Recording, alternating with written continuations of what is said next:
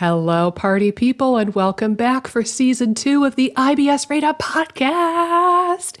I'm Nikki. See, 2 episodes in a row. I introduced myself. I'm doing pretty good. And I am joined by Amy, my wonderful, darling soul sister of a podcast host. We are excited for this episode today because we thought, what better way to start season 2? What better way to help you guys than to talk about normal, healthy digestion and normal, healthy gut function. And I was sharing with Amy before we started recording, kind of my thoughts on this is that conventional medicine is really, really good at helping us to identify the broken parts of ourselves. And it's really good at teaching us to look for the disease or the dysfunction or the unwanted symptom or the boogeyman. And it's kind of like you can come at healing from the angle of identifying the disease or the disorder and getting rid of the disease. Or you can come at it from an angle of, here's what optimum health looks like.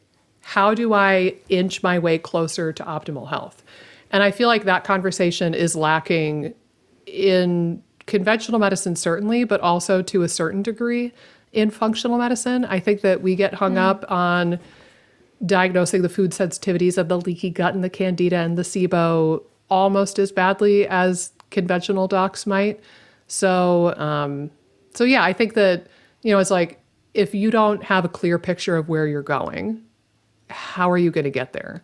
So that's kind of the framework I'm going to share for this episode, is that we're trying to show you where you want to go so you have a clear picture of that and you have an understanding of that. And then we'll talk about, healthy digestion and healthy gut function. And then at every bit of the way, we'll also talk about, here are some symptoms or here are some associated conditions that might come up if there's a breakdown in this location or this process. So that's my opening shtick. Do you have anything to add, Amy, my darling? Yeah, I think it's just going to be a great north to south look at gut function. And I feel that at times, sometimes people might not have super clear breakdown or like a super clear root cause, but focusing on like digestive capacity as a whole can be so productive. Like you're building resiliency and building, strengthening your digestion versus, again, pinpointing one specific thing, like you're saying, can be really helpful.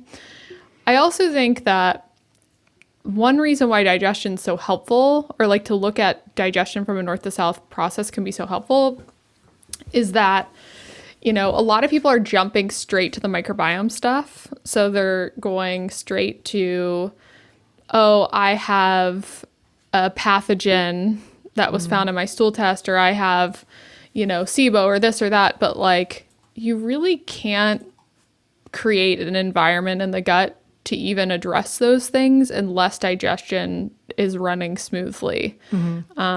Just the environment that creates, if you don't have healthy digestion, will make it really basically impossible to repair the microbiome. Yeah. And I feel that it's like an order of operation problem where people tend to jump right towards the microbiome because it's sexy and like it's all over Instagram. What everyone talks about. Right, like the SIBO, like the disease, or again, the dysfunction. The label. They can maybe test. Yeah. Right, like they can say, I have SIBO, or I have, Giardia, or I have some of these things that can be really serious and life-altering and problematic. But, those things can't get better if digestion isn't on point. And I try to tell people that too, who want to jump straight to the antimicrobials or like the aggressive stuff right out the gate for the microbiome, or want to do all this like microbiome manipulation, when really if they just focused on getting their digestion up and running better,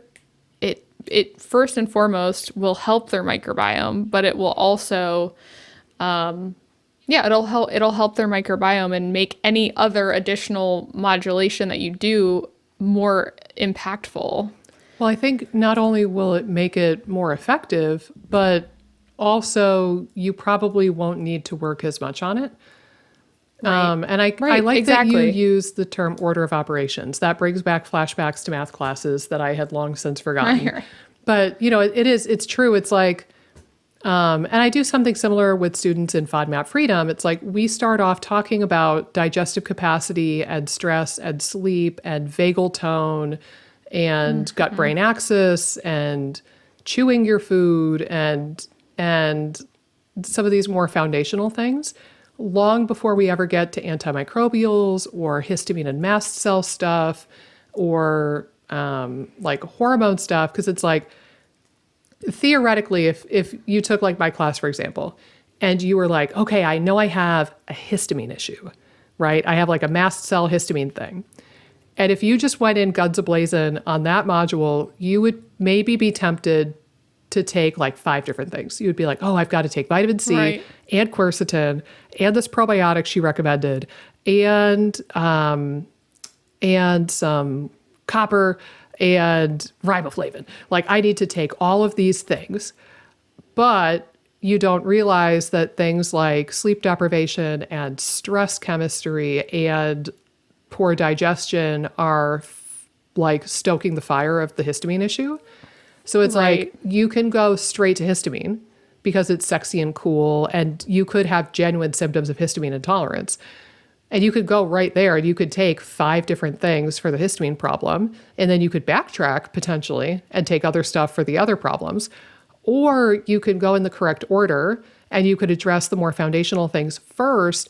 And most of what I see is that by the time people get to the histamine thing, even if they have a genuine, honest to goodness histamine problem, they get to that point and then they're like, oh, I see I've already been treating this to some degree with everything else we've learned. Right.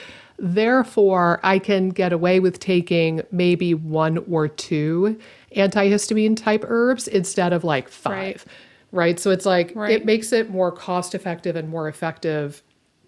And you just won't need the same excessive amount of supplementation and intervention if you do things in the correct order. So I totally Right. agree with that. And again, it makes me chuckle and think of math class from years ago.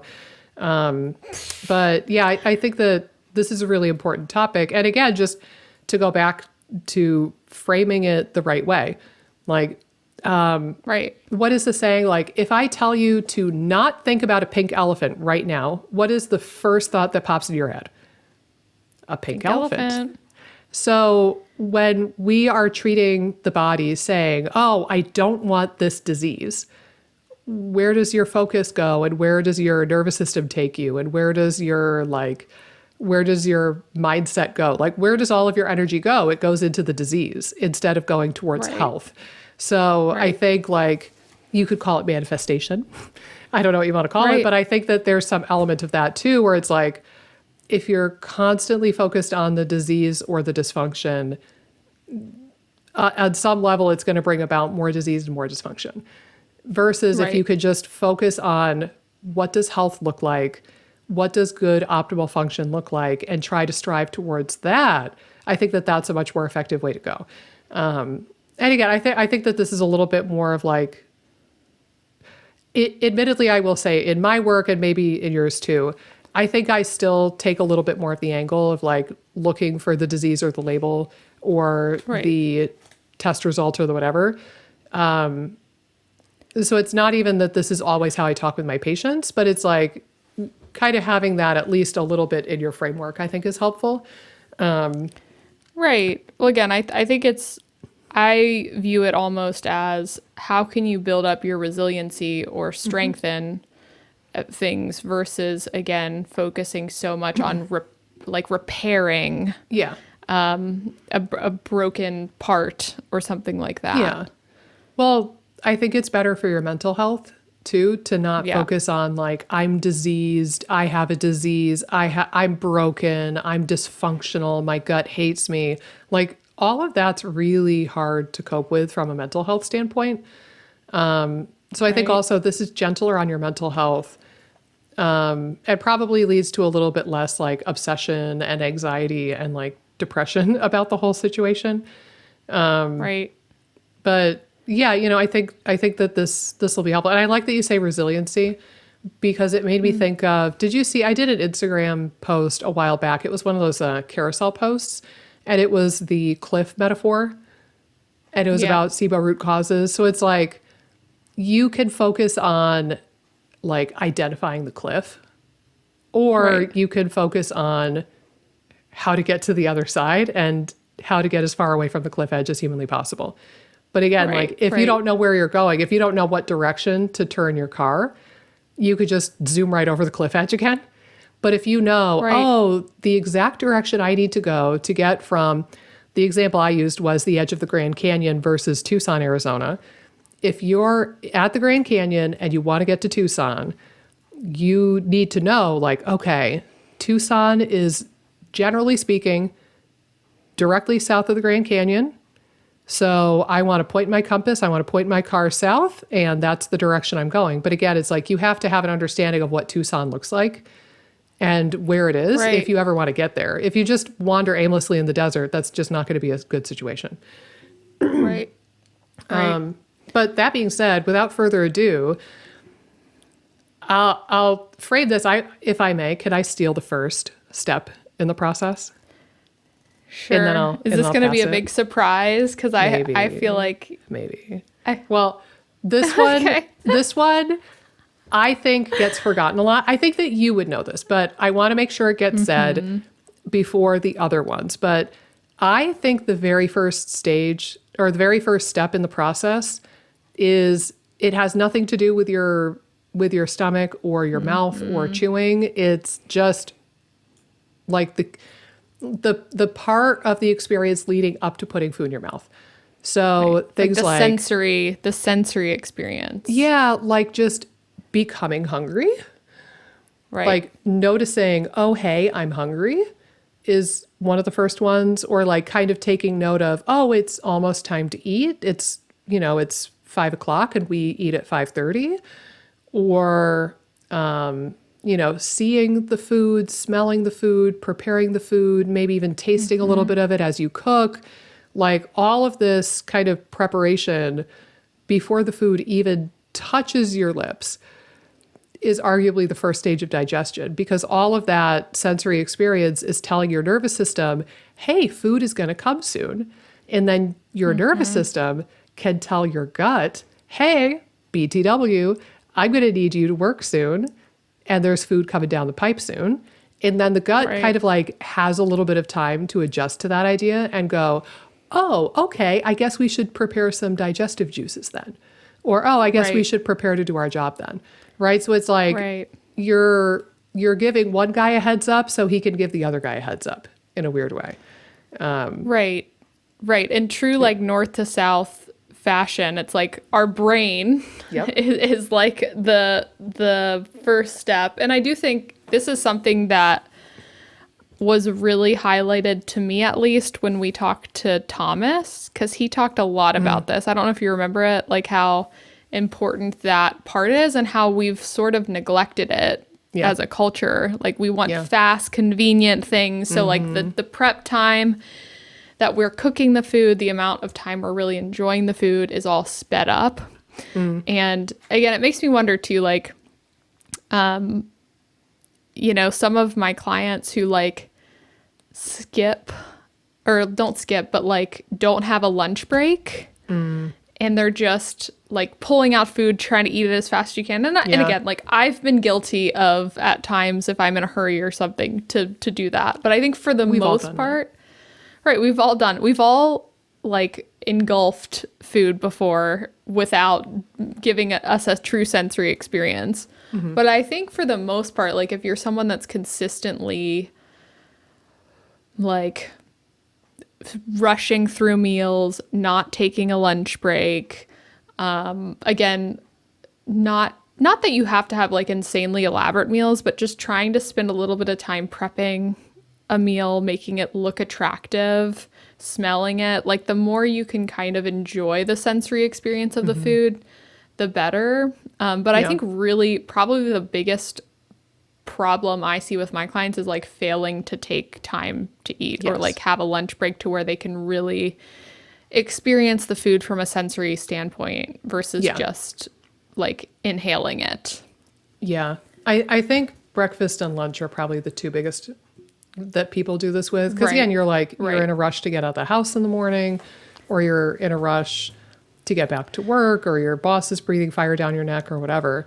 Heck, I just had a parent teacher conference last night with my daughter's teacher, and we got chit chatting for some reason about lunch. And she said that she has 20 minutes for lunch. And I was like, oh, I hope you have enough time to chew your food adequately. And she laughed. She just laughed. She was like, no, I just get a soup and I chug it and that's it. I was like, oh, like, okay. Like, I really want to help you, but we're here to talk about my kid, not my work. But yeah, like, I don't know. I think that, and there are some professions that are wicked guilty of this. I think teachers and nurses have it the hardest. And honestly, I don't even know if I have a solution. Because like with a school day, your day is totally structured. The students are going to come back to the classroom at this time. Like, it's not like you can go to the principal and say, hey, can I have an hour for lunch? Like, they're just going to laugh at you and say, no, get out of here. For nurses, I would assume it might be the same way. Like, you get just the X amount of time and that's what you have to deal with. But I think, the teacher's idea of having like a soup or something that's easy to eat, or requires a little bit less chewing, like that, I thought was a good idea. I think also just having the food with you, like having it pre-prepared with you, is going to take much less time than like with a nurse. I'm picturing like a nurse that works in the ER or the OR or something. And it's like, all right, well, if you bring lunch with you, you can go to the break room and try to find a place to hide so people don't bug you. And then you can take your 20 minutes. Versus if you only have 20 minutes and you have to go down to the hospital cafeteria, wait in line, buy the food, then eat the food, then go all the way back up to your floor for work, that you're giving yourself even less time to eat your food. So this could be a thing for like, bringing your food with you as much as possible and preparing it ahead of time and like batch cooking. But yeah, some of these, like, there's no easy solution because people have wackadoo schedules and it's just really, really difficult sometimes to carve out the time. But I think even if you could give yourself a little bit of time, that's still better than nothing. I will say too, like when you're eating, not being distracted. Like, I can't tell you how many patients I've had where we get talking about this and they're like, oh, I'm eating with one hand and I'm like typing an email. You can't see my hand. I'm doing this. I'm typing an email and reading emails with my other hand. And I'm like, that has to stop immediately. No.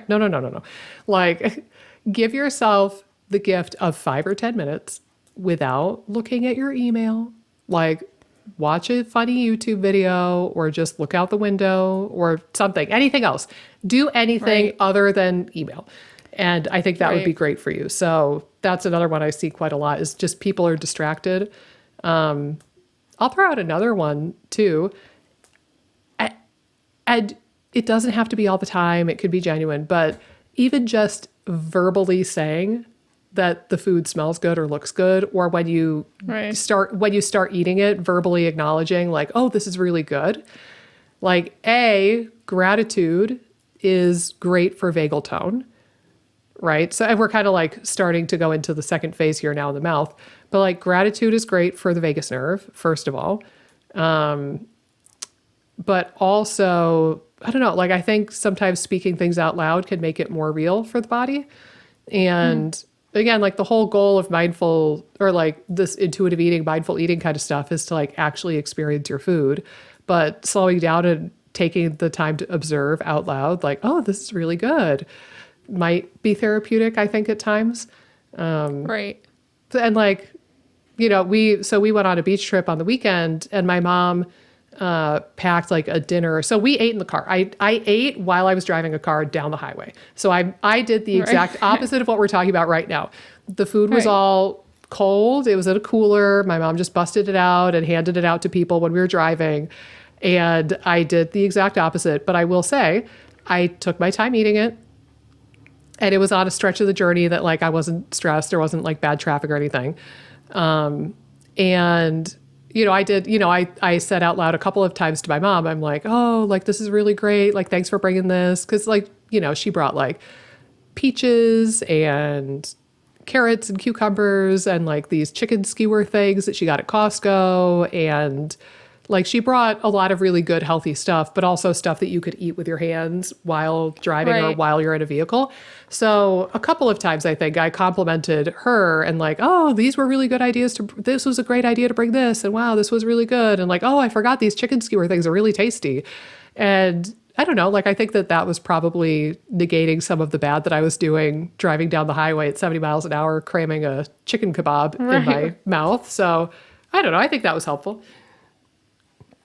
Yeah. Well, and I think you're right. There are certain situations that just aren't conducive to having like a long lunch break. Or I know now that I have a baby, if like Armand's watching the baby and she's freaking out or needs to be fed or something, I'm like, like the mom guilt coming in while I'm shoving food in my mouth is probably not good either. Probably a double whammy. But yeah, I mean, I think that the more you can try to experience the meal instead of just checking a box of like, okay, I got to eat lunch, check a box. Like the more it becomes a little bit of an enjoyable experience, whether it's just kind of having some time to take a break. I remember a funny story. My sister used to have this boss who was a bit annoying to her, where she's a dentist, and so he would want to like have his team of other dentists like read articles and stuff and then like talk about leadership at lunch, like have a meeting at lunch to like, what does it mean to be a leader and all this stuff, like. So my sister was like, I just want to enjoy my frickin' lunch without having to like talk to my boss and like work. Be put on the spot about what like a leader is, instead of like just having, 5 minutes. She's a pediatric dentist too. So like, she's with kids, sometimes like kids that have kind of, that are a little bit harder to manage, whether they're freaked out of the dentist. It's always the people that you wouldn't think are freaked out of the dentist too, which is funny. Like sometimes the people you would think would be freaked out aren't. And then like, the 14-year-old boy who you'd think might be pretty good is like super freaked out. So it's funny, but yeah, it's hard to manage kids all day and then to not have like that break. Same thing with probably teachers too. Yeah. Well, and honestly, just, I don't know. I think that most work, like it's reasonable to want a genuine break in the middle of the day for a little bit. And it's funny because like, on the surface, you could see that and be like, wow, what a proactive, involved, good boss. Like teaching leadership skills to the employees. Like on the surface level. That's how the boss wanted to be perceived. But like he was a little bit weird and kind of egomaniacal, and I don't know. He was a little bit. And again, like from our perspective, I would absolutely have conniption fit because I just want to eat my lunch. I don't want to work while I'm on my break. That's the whole point of a break, is that I'm not working. So no, that would drive me bonkers. But yeah, that's a really good example of what not to do when you're eating your lunch.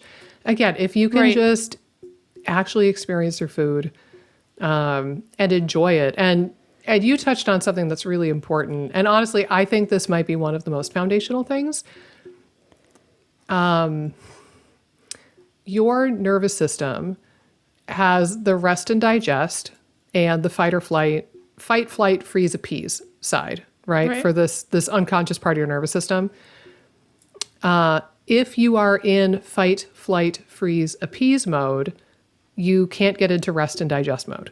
Like they are opposites, and you only really get to experience one at a time. But I think just going back to like some of our vagus nerve episodes and some episodes with like Jennifer Franklin, if you want to improve vagal tone and if you want to improve like digestive function, really at the fundamental level, your vagus nerve needs to feel happy and safe and connected And like, you know, you could even throw in gratitude, but like all of these happy, feel good kind of neurochemicals and experiences.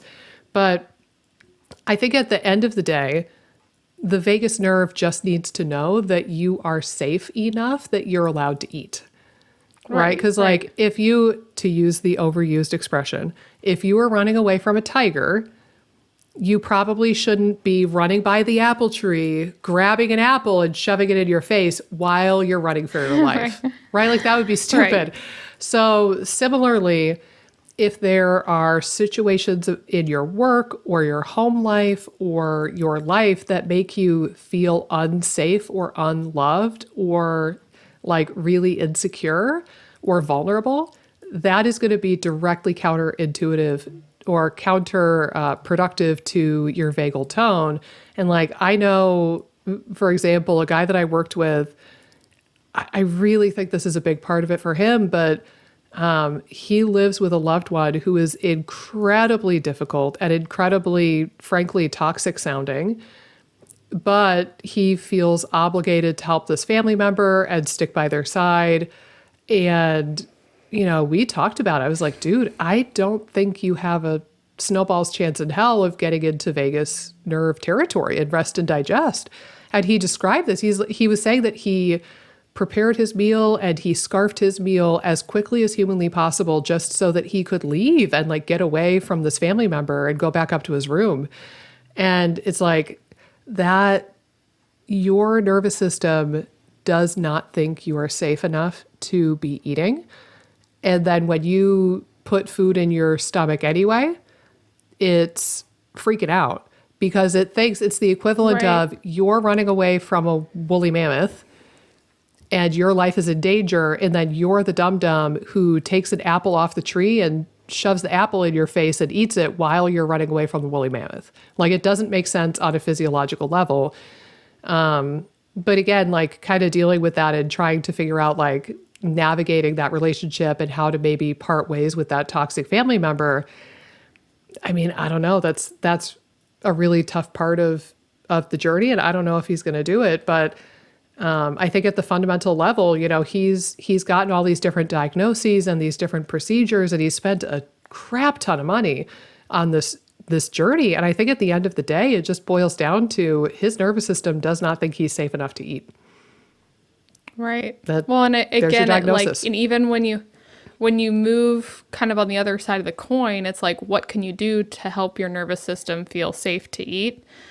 One thing is to connect. I think is another really good thing. So like if you can eat with a loved one or eat with a friend, like sometimes that can be another helpful thing to try to do if you can. Or again, like there's other things to do, like maybe do a gratitude practice before you eat or do some of the things we've suggested. Deep belly breathing. Yeah. But I do think eating with someone is often helpful as long as they're not toxic. Right, as long as they're not toxic. Like the other side of the coin there is that usually if you're eating with a loved one, that's going to be very calming to the nervous system. Yeah. And kind of it helps slow you down too, I've noticed. Yeah. Like if you're kind of eating by yourself and aren't talking to someone, it speeds up the process a little bit more, and sometimes having someone there can slow it down. Yeah. And I think an analogy I'll use for that situation I described that might help too is like, if you were eating chunks of lead every day, if you had like lead paint, you were like, ooh, it's my favorite. You were like peeling it off and eating it like potato chips off the wall every day. Right. There's not going to be a lot of utility in me telling you, oh, take some milk thistle. Right? Because it's like the thing in that scenario, and again, like, so to tell this person, oh, do some belly breathing or gratitude, like it might help him, but also when you're fighting that big of an uphill battle against that degree of stress on the body, honestly, like I'm still firmly in the belief that he needs to figure out a way to part ways with that family member and not be around them all the time. And it's like, Right. You know, in the situation I described, it's like, you've got to stop eating the damn paint chips first. Right. And then we could talk about the milk thistle to protect your liver. But if you're actively consuming lead every day, there's not a whole lot of use giving you milk thistle. So, you know, Right. just to throw that out there. But oftentimes, though, the lead chips that we're eating are the hardest things to tackle, and people will oftentimes avoid them at all costs and deny them at all costs. Yeah. You know, Yeah. like it's so much easier in a weird way to deny that that's the problem and try to search for another solution rather than like ripping off the Band-Aid and dealing with like a toxic relationship, for example. But anyway, No, I don't want to get 100 away from the topic of the episode. So to go back to that, sorry about the little tangent there. You want to take us through the mouth's journey or the mouth's part of all of this, the talky talk, Well, mouthy mouth. yeah, I mean, the talky talk, the mouthy mouth. So Thank you. I wanted to see what you would do with that. things just got weird. It did. It did.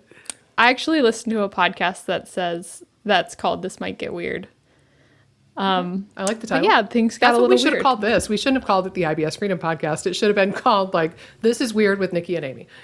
Right. So, but I think in terms of the mouth, there's definitely some mechanical breakdown that happens when you're chewing, and then there's also some chemical digestion as well with like the saliva. There are certain enzymes in the saliva that can help initiate digestion as well. So there's sort of this dual action of the saliva helping to break down certain things, and then also the act of chewing helps to mechanically break things down a lot. So I that's also- again like I'm sorry. Welcome back to season 2, where I perpetually interrupt Amy. I'm sorry. yes. What is Can I it? interject What is one it? thing? Yes. I get to say one of the worst words in the human language or the English language. Also, the saliva lubricates everything. Does it lubricate? Like it's right up there with like moist. I know a lot of people hate the word moist. My mom gosh, hates the word yeah. puberty. Like with a deep, Really? deep hate. Yes, she hates the word puberty. She thinks it's so gross.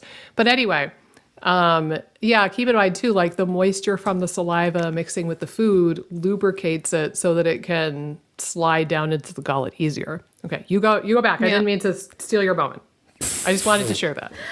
Well, and again, like I think that there's the mechanical aspect of the chewing that helps break down the food to make it easier to digest. There's the saliva that has lubrication effects and chemical type effects.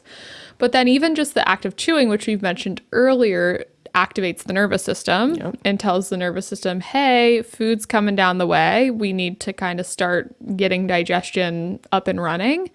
So that's a really key aspect, because if you're not chewing enough, you're not going to activate the nervous system to release things downstream that are really important. So again, that's why everything gets kind of thrown off if you're not chewing enough, because it does sort of hinder all of digestion downstream. I also think a couple other things of note is, the microbiome in the mouth also can play a role in the microbiome downstream. So doing things oral health wise to keep that healthy can be really important. And even like certain things, which I know we talked about with Sarah Hornsby, the myofunctional therapist, if you're mouth breathing a lot, even at night or during the day, that does affect saliva production. Like it makes your mouth dry. Yeah. Which affects the microbiome, which affects, digestion. But, with that, like there can be some breakdowns there that you could work on if there's like any more severe of an issue, like a myofunctional issue with like a tongue thrust swallow pattern, which could be impacting digestion in different ways. Like if your tongue posture is weird, which I know sounds really strange, but if your tongue is not sitting on the roof of your mouth, and usually if you're mouth breathing a little bit, even if you're like, I don't think I mouth breathe, and you're breathing through your mouth a little bit, sometimes the tongue posture isn't great. And that can affect vagal tone. I know we talked about that that with her. Like there's a potential for that to affect the nervous system, and you could be swallowing more air, which can make digestion more painful too. Like you're swallowing more air, which makes you more bloated and things like that. But yeah, I mean, I think from like a general standpoint, doing enough chewing is the most critical piece from the mouth part. But then, you know, from a breakdown standpoint, I usually think like dental issues or myofunctional issues could be at play that may hinder chewing or swallowing in certain ways that could impact digestion downstream or lead to a little bit more symptoms. Yeah. And I'll add a couple of things so like from a neurological perspective, if you think of the sensory stimuli that we get from the outside world that we send back to our brain, we have sight. So we already talked about like seeing the food and maybe verbally acknowledging, ooh, that looks good. We've got hearing. So maybe you could hear the sizzle of the, you know, the pan or like hearing, ooh, this looks good. We have touch. So like we usually think of touch with something we would touch with our hand or our elbow or our leg, but keep in mind that your tongue can pick that up too. So even just observing like, oh, the texture of this is really creamy or really crunchy or really dry or really moist or really like lumpy, like even something like that. Like, yes, experience the taste, which is another one of the five senses. So taste, observing, this is sweet, salty, bitter, etc. Umami, like you can kind of contemplate the flavors a little bit, contemplate the texture and like the touch, like the sensory experience of the food. And chewing ends up being a big part of it. But that I also want to share, I think people can take it too far. And I blame the internet for this because people oftentimes want free advice that can just be a blanket statement for everybody. And hell, that's why we're making this podcast, so that we can give free advice to people and help people. However, keep in mind there's no one size fits all and nothing is a blanket statement. So I know, for example, I tell students in FODMAP Freedom to chew their food adequately, and we talk about it a lot in the third Q&A. However, I remember a couple sessions ago, we had a student and she was already pretty health conscious and like had been on this journey for a while. And she said, yes, well, I've been chewing my food thoroughly for years. I chew every bite until it's a disgusting, flavorless paste. And I no longer enjoy eating because it's gross, but I do it anyway. And I was like, whoa. Okay, so that's a problem because you just said you don't like eating anymore and it's a bland, flavorless paste. There is no part of your nervous system that is enjoying this experience anymore, and that is not good for vagal tone. So I was like, all right, everybody else on this Q&A right now, your job is to chew more. For you specifically, your job is to chew less. I hereby forbid you from chewing any bite of food more than 10 times.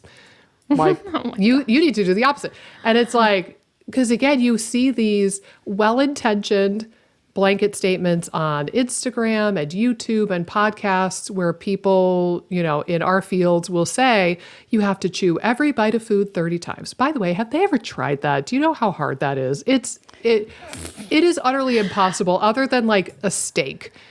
You can't convince me that you could chew every single bite of food that comes into your mouth 30 times. You won't. You have a swallow reflex that will kick in first. But, you know, like there's these blanket statements, but just chew it a reasonable amount. Chew it so that it maybe has a bit less flavor. It's mostly homogenized and it's mostly mushy. And just picture it this way. Your stomach doesn't have teeth. So don't send it something that you would need teeth to break down. That's the way you could think of it. Use your teeth in your skull where you got them and then swallow the food, not the other way around. And then that was a tangent, but I'll throw out another type of sensory stimuli we have is proprioception, which is the sense of where your body parts are in space. And a lot of that comes from joints. So like even with my eyes closed, I can tell you right now that this elbow is fully flexed and now it's fully extended and now it's fully flexed. And I don't need my eyes to tell me that. I can feel where that body part is in space. And you get some proprioception from the movement of your jaw and the movement of your tongue and like how it's maneuvering the food around. So again, like we're getting a couple of different sensory experiences when we do eat. We've got taste, which everyone talks about. We also have the texture kind of sensory component. We've got the smells that are highly associated with taste, and that kind of rolls into one. Maybe we got the visual, seeing the food come in before we took a bite, and we've got the proprioception from like us understanding where our tongue and where our jaw is in space. So chewing and just taking the time to keep your food in your mouth for a little while longer is a pretty big sensory experience for your nervous system. And that I think is a big part of why it's priming the vagus nerve and the gut-brain axis. So for what it's worth, little nerdy neurological moment there. Yeah, I feel like I was guilty about like, oh, chew your food this amount of times early on in my career. But, you know, I think that you're right. It's like a pump the brakes kind of moment. Like, oh, you don't want to like be doing that all the time. Like maybe if you did it as an exercise too of like, how much do I chew? You could kind of maybe do something like that very briefly. But as a general rule of thumb, I think you're right. Like pump the brakes. Pump the brakes on that. I've kind of done some loose assessments on my own, and I feel like what feels doable and comfortable and adequate and not gross for me is like for really tough meat, like red meat, like a steak or something, I feel like somewhere in the ballpark of 25 to 30 chews is doable for that. You could maybe get away with doing a little bit less, but probably most people should aim for 25 to 30 chews. As a side note, did I ever tell you why I became a vegetarian when I was 11? It's too hard to chew meat. Yes, I complained that meat was too hard to chew. You want to talk about like how lazy can you get? But ever since I was a like 2-year-old or 3-year-old, my parents wrote in my baby book that I complained that meat was too hard to chew. So oh my gosh. I get it, man. I get that this is hard work, but you got to do it. If you're going to eat the stuff, you got to do it. But then I feel like for a meat that's less tough, like maybe chicken, I've tried chewing it 30 times. It's damn near impossible. Again, your swallow reflex kicks in before you get there. So I feel like closer to like 20 chews is reasonable. Then you get into like... Go ahead. Oh, I was just going to say like fruits and vegetables and stuff is probably a little bit lower than that still. Yeah, and I also think just like the size of the bite might matter. Like if you're someone that's taking huge bites, like that might be a different thing. So again, like sometimes number of bites isn't the best to go off of. And I do think like if you're using it as just a general barometer, like to understand, oh, like where am I at? Because I think eventually, like I remember I did like where I would pay attention to how much I chewed at the beginning, but then I just kind of naturally started chewing more like over time without thinking about it. Like I think it habitually becomes easier. I mean, there's definitely moments where you can kind of, where I catch myself and I'm like, whoa, I need to chew more. I'm eating too fast. Like, but I think it could be relatively, I mean, the nice thing about chewing is I feel like it can be something that becomes relatively habitual pretty quickly. It's not like something you have to be focusing on really intensely, or at least I think for most people, it's not something they need to be focusing on too much for a long period of time. It's kind of like, you know, if you do it for like a couple weeks, it's like almost like you just habitually chew more. I don't know. That's at least what I experienced. I think so. Well, and I think, again, if you give yourself adequate time to eat your meal, bless you. If you give yourself adequate time to consume the meal, I think that naturally you're going to start filling the time a bit more. I think that our societal tendency to underchew largely comes from rushing all the time. Or being distracted and having like social media or emails or something. So it's like, if you can just carve out a chunk of time dedicated to eating and not be distracted by anything else and really just like observe the food, enjoy your little break, and then resume your workday, I think that that'll go a long, long way for most people. And most people probably don't need to count their chews. Honestly, I will say, if you're counting your chews every time you eat, that in and of itself is like a bit disordered and not a great thing to do. Like that's kind of indicative of some kind of like obsessive disordered eating almost kind of tendencies that I think could be worthy of addressing in their own respect. Right. But all right. In true Amy and Nikki fashion, I will just point out, we hypothesized that we could keep season 2 just a little bit more concise. And so far we're doing a really bad job of that. So I just want to bring to your attention that you, my friend, need to be out of here in 25 minutes. So we need to speed this up just a little bit. Could we do 2 parts? We could. Well, yeah. So we could talk about the stomach as the food enters the stomach next. And then we could do like small bowel and colon next episode. Maybe that would be a good way to go. Yeah. I want to be mindful. Right. I think that might be a good idea. Okay. And that way we don't have to rush because you people know we're incapable of that anyway. A north to south, part 1, part 2. I think we can do the 2 parts. We are look at us evolving in real time for everybody to hear. That's right. And if they didn't already know that these episodes are unscripted and they're just the real raw Amy and Nikki talking on the fly, they know now as we spur of the moment decide to make it a 2-parter. Well, and it cracks me up because we're like, we're going to do outlines this time. Maybe we still can, but I feel like we have yet to do an outline. It's episode 2, first of all. Rude. That's true. But sorry. I will say, okay, so let me, quick tangent, then we'll get to the stomach, people. So I observed that in our first 100 episodes, we were using our microphones wrong. So there's that. True. Number 2, I observed that there were many times where we would talk about an affliction, say leaky gut, and we would get going with the episode, and then like 50 minutes into the episode, I would be like, oh, should we tell the people what leaky gut is? And then we would actually like define the thing. So I was suggesting for the episodes where we're talking about a specific condition or a specific diagnosis, we might just want to lead in with what is it and what are the symptoms of it. And that way it'll help the listeners understand, like, do I need to listen to this or can I skip it? So that is, that lies ahead, people. I still stand by. We're going to do outlines or at least stick with a general kind of rough outline for some of these upcoming episodes. But getting back to the digestion. So obviously you would swallow the food and it would move down the esophagus into the stomach.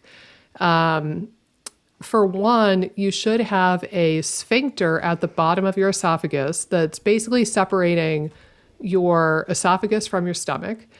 And that lower esophageal sphincter, the LES, should open up when it feels food coming in. And then it should close up because you don't want the acidic contents of the stomach to come back up into the esophagus. That's not the goal here. I think that lower esophageal sphincter dysfunction is very common, particularly amongst people with GERD. And I think this is an area that we need more research in because really there's not a ton, like it's observed in a lot of research, but there's not a ton known about how to treat it. I've definitely seen papers.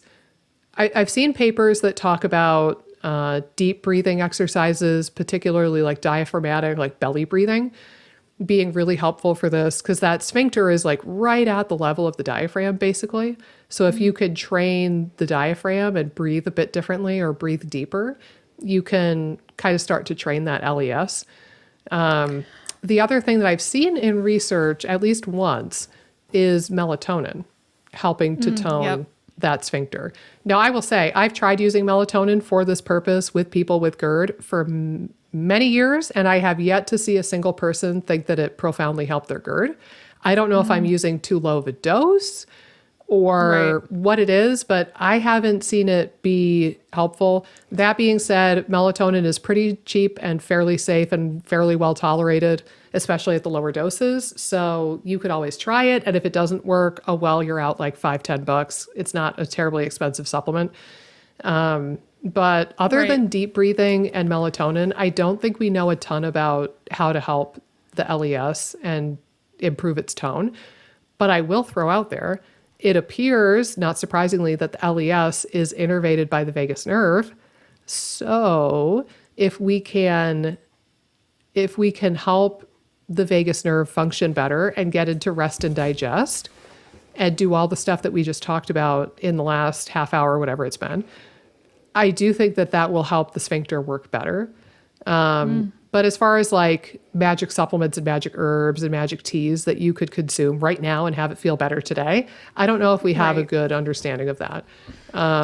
Theoretically too, like anything that's astringent that kind of like makes the tissues pucker might be helpful here too. So like maybe even lemon juice or vinegar or like raspberry leaf tea or something like that that's got some astringency to it might be helpful, but I don't know. I haven't played with that clinically yet. And I know like the high histamine foods can be problematic for some people's GERD. So the thought of vinegar or lemon juice might make some people with GERD cringe. But you know, it's worth a consideration at least. But yeah, that's the little story of the LES. Yeah, well, and I think even like you were saying that the deep breathing like might affect the diaphragm, but we definitely know it probably affects the vagus nerve too, to where that could also be why it's helpful. And I think the thing that is interesting is, you know, the conventional model is, okay, if you have reflux, you just have too much stomach acid. Like there's no real discussion. And sometimes people will take out foods that might relax the sphincter. So like sometimes that can be helpful too. So there's certain foods that generally can kind of relax that a bit. So we're talking things like mint stuff, chocolate, tomato. There's some other ones too. I'm drawing a blank, but there's different things that can kind of relax it. I think caffeine might, maybe. Yeah. I don't know. And if you think about it, the people who get dietary advice for GERD, not many, but when they are given the little one-page handout by their GI doctor or whatever, it's usually to avoid the acidic foods, which all happen to be on the list that you just rattled off, like caffeine and chocolate and tomatoes. Alcohol is another big one that can relax the sphincter. I think the only one that's not like an acidic / histamine kind of trigger would be peppermint or mint. I wonder if that's because it's so aromatic. I wonder if it's like the volatile oils kind of waft up and make the sphincter loosey-goosey. I don't know, but yeah, I'm glad you mentioned that because I forgot about that too, that some foods and herbs would relax the sphincter. So like chewing gum chronically might also relax the sphincter, because if you're constantly chewing mint gum or having breath mints, or if you're drinking a bunch of peppermint tea or taking peppermint capsules for your IBS, that could do the same thing. So yeah, that totally good point. You want to maybe prime us a little bit on the stomach acid and the juices in the stomach, and then that's kind of where we'll wrap it up. Do you like that, by the way? The little like thing. If you're not on YouTube right now, you're missing out. I don't know what this is. It's the thing. Yeah, I think the stomach's just such like an interesting organ. But with the stomach, there's again similar to the mouth, there's mechanical breakdown because the stomach actually churns. So it mechanically churns, which helps enhance digestion. And then again, there's obviously chemical breakdown with stomach acid, HCl, and then with pepsin that are released when you eat protein. So the stomach's super critical for protein digestion. Digestion of alcohol actually happens in the stomach as well. So that's why if you are like an alcohol, if you abuse alcohol or drink a lot of alcohol, especially on an empty stomach, it can kind of give you a stomach ache or cause bigger problems like gastritis if you're kind of a bigger drinker. So that's kind of some of the digestive capacity things, but it's also really critical for digesting certain micronutrients like iron, zinc, B12. Yep. And then, I think magnesium and calcium to an extent too. Yeah. Right? Yeah, certainly. I think PPI use is associated with deficiency of calcium and magnesium too. It's kind of, if you want an idea of like what nutrients require acid to be broken down, look up nutrient deficiencies as a side effect of PPIs, and you'll see, actually, I usually have a little book that's handy that I could pull, but I don't see it right now. It's might be on my other bookshelf. But that's always kind of a fun and horrifying one to explore, is like what nutrients the PPIs start messing with. It's most of them. Well, and again, I think too, like, because it has such a pH effect, both in the gut or in the stomach and downstream, even if it's not necessarily directly related to stomach acid, if it's affecting pH downstream, which then affects enzyme release and other things downstream, like it could also be like, with certain nutrients, kind of a secondary effect in a weird way. But yeah, I mean, I think that the stomach, again, has all those functions. And then as the acidic bolus kind of leaves the stomach, like the chyme, the like ball of just acid and food is called chyme after it's been churned. It leaves the stomach. And again, it's super acidic when it leaves the stomach. And that's really important for downstream digestion. It causes the release of different things that basically stimulate enzyme release and bile flow. So again, that's why stomach acidity is so important, not just for the breakdown of nutrients up top, but it affects everything downstream. And that's kind of one just key point of everything we're talking about. Like, if the brain doesn't fire, it's going to affect everything downstream. If the mouth, you don't chew enough or take some time to eat your food, it's going to affect everything downstream. And I think like the same thing goes with the stomach piece. It's like, if there's not enough stomach acidity, or again, like there's breakdowns in the stomach, even if you're having kind of irritation there or other kind of problems, infection there, it could lead to way bigger issues downstream too. Yeah. Yeah. And really, like, it's a genius system. It's a little bit annoying when it gets all out of whack, admittedly. And it's a little bit annoying that we have to focus on our food and like feel safe enough to eat. But a lot of it makes sense from a physiologic standpoint. And, like you had mentioned, when the acidic bolus of food leaves the stomach, you would think, oh my God, like that's a terrible idea to squeeze out this acidic chyme into the poor, unprotected intestines, because like it doesn't have the same level of protection as the stomach. But that's exactly the point. Is you have this stuff that's, pH of 3 plus or minus a little bit. So it's really, really acidic. And you dump it into the poor, unprotected, wussy small intestine tissue. And what happens is the gallbladder and the pancreas know damn well that is a lot of acid and that is not safe to keep around in the small bowel for a prolonged period of time. So they release bicarbonate, which neutralizes the acid, in addition to their own digestive juices. So that neutralizes the acid. And it also it's this perfect system of like, oh, if I wanted stomach acid to be first and then these two juices to be second, how could I trigger it? Oh, like wrap it all up with the bicarbonate so that if the body wants to neutralize the acid, it has no choice but to secrete the bile and the enzymes too. Right. But the problem is when you have low stomach acid, whether it's because of PPIs or something else, the problem is then you don't get the release of the other two juices. Right. That's why it's such a big deal. That's why it's so foundational. Like if you don't have enough stomach acid and the pH of the stuff getting into the small intestine is like 5 or 6 and it's closer to neutral, then your gallbladder and your pancreas only get a weak signal, Right. and they only send out a small amount of juices to neutralize that acid. Because, like, why would they squirt out a whole ton of bicarbonate just to shoot the pH up to 10? Like, that wouldn't make sense. It's trying to neutralize it and get it closer. I think it gets closer to like 6-ish Right. in the small intestine, something like that. Like, it's closer to neutral.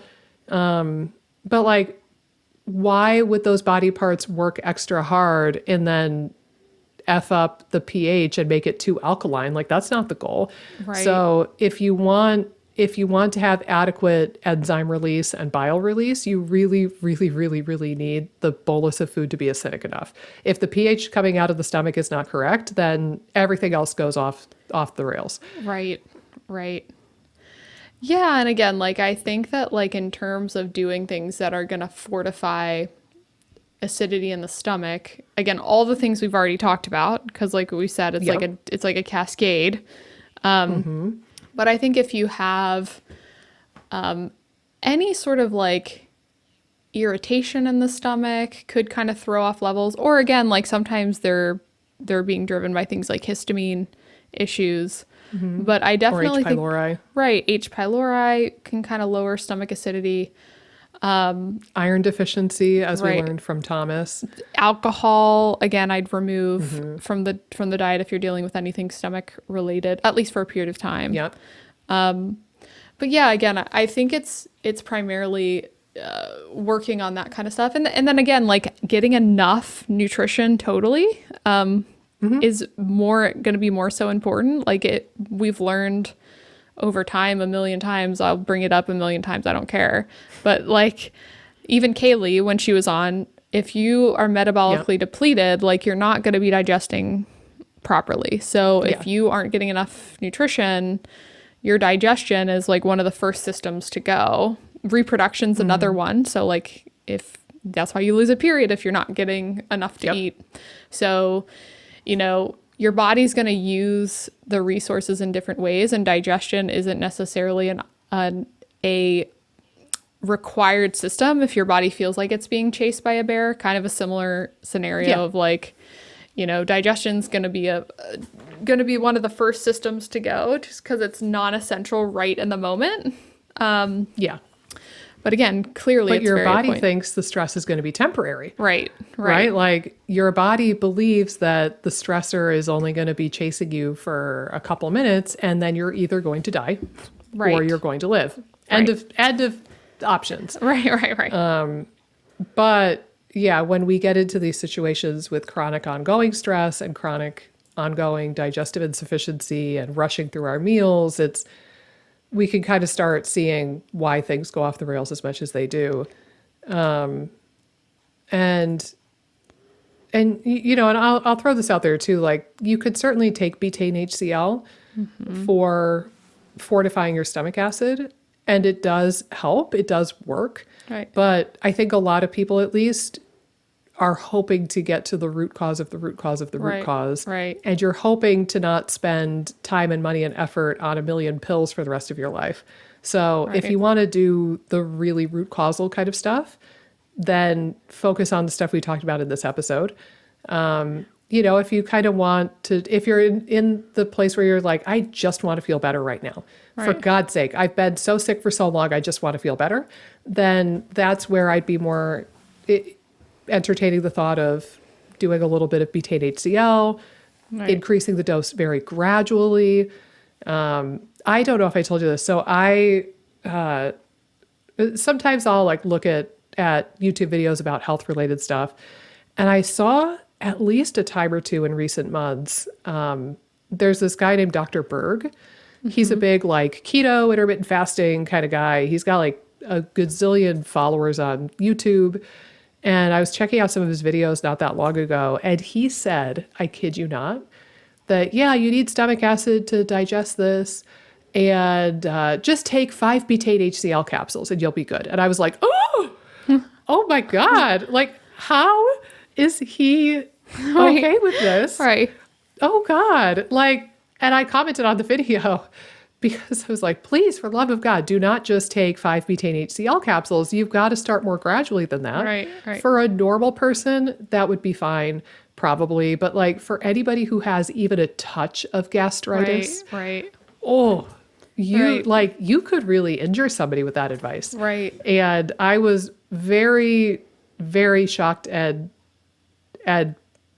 put off that he said nonchalantly, yeah, just take 5-betaine HCl capsules. Like, no, that is not how you do it. You start at a really low dose. You gradually increase while you're observing your symptoms. If you get to a point where you get some reflux or some burning or some warmth, you got to back down, and you go back down to the lowest dose that you're able to tolerate. But it is helpful. It's a little bit of a Band-Aid situation. Again, but it is helpful. So I thought I would mention that too. Is like you could use betaine HCl for a bit or indefinitely For sure. if you want to. But I think getting to the root cause is more important though. Right. And I also think too, like,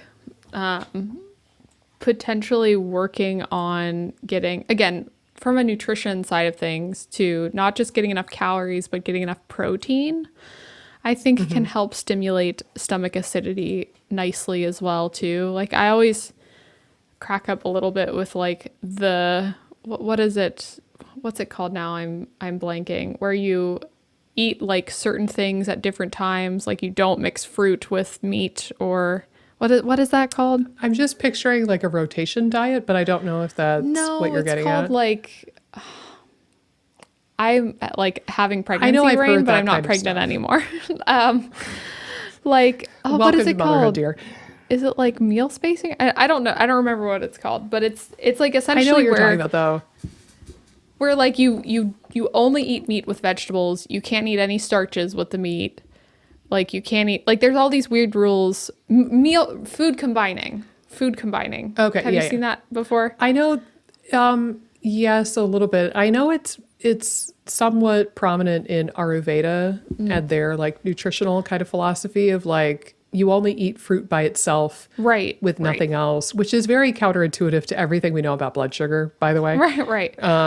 But yeah, Well, and I even think from like a stomach digestion standpoint, like you probably wouldn't, like everything is going into the same bolus. Like, and if you're not eating protein with like a carb, it could affect how the carbs digested. I don't know. It's just so strange.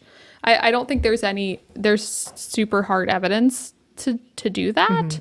And again, you're probably better off eating protein with things like starches and combining things with the protein, because I think it'll help your digestion by increasing acidity. But that's a question I've gotten from a few people is like, oh, I do food combining rules where it's like, it's strange. You should look it up. It's kind of like, I'm pretty sure they only eat meat with with vegetables. So no like meat with fruit or meat with starches. I feel like this is getting into like disordered eating kind of stuff. Right. Where it's like you're making all of these rules that you have to follow. Right. I feel like for me personally, where I've landed after all these years is I try to get a little bit of everything with each meal. So I try to get a bit of fat, a bit of carbs, a bit of fiber, a bit of protein at each meal. But I don't obsess about it. So like if I am, if we go apple picking and I want to eat an apple, I'm not going to freak out because I don't have protein and fat and to go with it. Right. Like I'm just going to enjoy the apple. Or like when we go grape picking, I'm just going to stuff my face with grapes in the car ride on the way home because they're so good and they're so fresh. Like I'm not going to obsess over, but I need to start the meal with protein and fat and like this is going to do X, Y, and Z. So I think it's like, but when I'm at home or even if I'm at a restaurant, like I try to combine everything together and I try to like start with the protein and the fiber and then, and I guess the fat too. And then I try to do the carbs and the sugar later in the meal. Yeah. I've been kind of into the glucose goddess on Instagram. Have you followed her? No. Or have you seen her? Oh, she's so good. And she has like 1 million followers. So she's kind of a big deal apparently. But she has a book, which I have not read. But yeah, she goes by Glucose Goddess. And she has all of these really, really great like images that she made. Basically, she does a lot of CGM stuff, and she shows like, this is what your blood sugar spike looks like when you have sushi. This is what your blood sugar spike looks like when you eat a salad first, and then you eat the same amount of sushi. And it's like way blunted when you start with more fiber and then you follow it with carbs. It's fantastic. I love her stuff. So I've been a little bit more mindful to do that in recent months, where I'm like, oh yeah, like I kind of knew it anyway, but it's nice to be reminded of the importance of that, and like lessening the blood sugar spikes by putting the carbs at the back end of the meal. So I've been a little bit more mindful of that. Cool. Yeah, but we need to get you out of here, my lady, my dear. Yeah, I gotta relieve Grandpa from watching Miss Cecilia. Yes, she'll be wanting her mom, I'm sure. Go give Chip a kiss on the nose for me. Tell him he's the best big brother ever, which he should know. Strap in because for you should part tell 2. him every day. That's right. Yes. Yep. We will see you guys for part 2, where we're going to pick up the conversation with that acidic bolus of food that just exited the stomach. And we'll talk a bit more about the pancreas and the gallbladder and their juices. And then we'll get into the intestines. And finally, the grand finale, the colon. As always, you know the deal. If you can leave us a nice 5-star review on Apple Podcasts, that would be super fabulous. And if you're on YouTube, drop us a comment. We might look at them someday. I don't know. Like we might. We're trying to get there. And like the video, subscribe, etc. And we will see you back here for season 2 of the IBS Freedom Podcast. This has been Nikki and Amy. Over and out.